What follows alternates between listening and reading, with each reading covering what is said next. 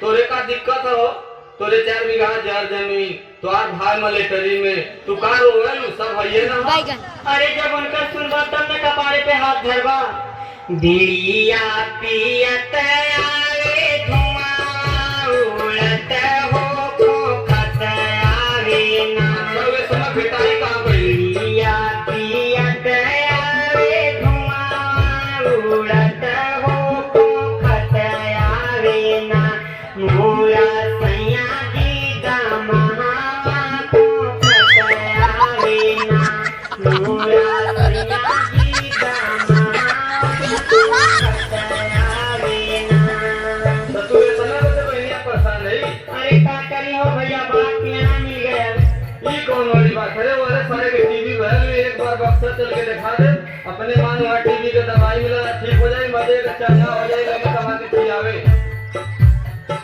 पैसा वैसा तो ना हो, बकवा कुटवा तो तू रोज सरवा दारू पिए ना रात दिन। अरे वो का कोहरा लागे रोज? सुना का करे बोल। अरे गौना करवाई के बलमा मोरा यही याद हुआ। गौना करवाई के बलमा मोरा यही याद हुआ। कितना बताइए पीरन अरे का बतलेगा? सतिया, कितना बताइए पीरन दुखवा सतिया। गौना कराई के बलमा मोरा यही याद हुआ। गौना कराई के बलमा मोरा यही याद हुआ। कितना बताइए पीरन, आयो पीरन। अरे जियो बाबा, जियो कितना बाबा। बताइए पीरन दुखवा सतिया। कितना बताइए पीरन दुखवा सतिया। अच्छा ये बहनिया एक बात तो से बताई तो हमार मन भी। कहाँ का बात करता? लेकिन देख जब हम तोरे बदे लड़ाई ले तो तोके हमरे इज्जत मर्यादा का बराबर ख्याल रखे पड़ी। देख एक बात तोके बताई, अबे सारे के संगे तोर ना बीती का समझली। तय चल हमारे संगे हम कमाता है ता का चिंता करे ली रे। कहाँ हो सारे के बोलाता पूछ ले के चल। हे वो सुना तमारो कहीं यहाँ आता। अरे के बोलावे कौन है रे? अरे सुना तुम जाती नहीं है, यहीं रहा। कहाँ जा रे? नहीं है जाती। जाता नहीं हर हम, जाता नहीं हर हम। बड़ा दुख दे अकेले रानी रहूं। बड़ा मजा देला अकेले रानी रहूं। जाता नहीं हर हम, जाता नहीं हर हम। बड़ा दुख देला अकेले रहूं। बड़ा मजा देला अकेले रहूं। जाती खपनों दिखाई जो यार से तो भैया संगे रहे।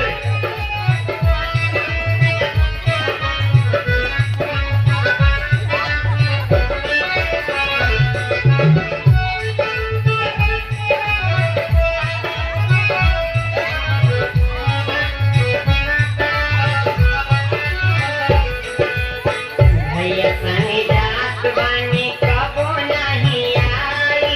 भैया संगे जाती तो भैया संगे रहे। जे कनाल वाली बाड़ा ओ कनेरो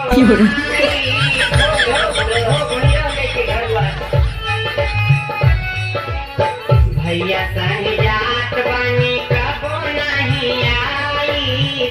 जे कनाल वाली बाड़ा ओ कनेरो आई।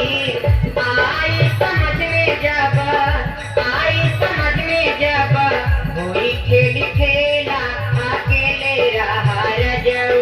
अरे बड़ा मजा लेला अकेले रहा रजऊ।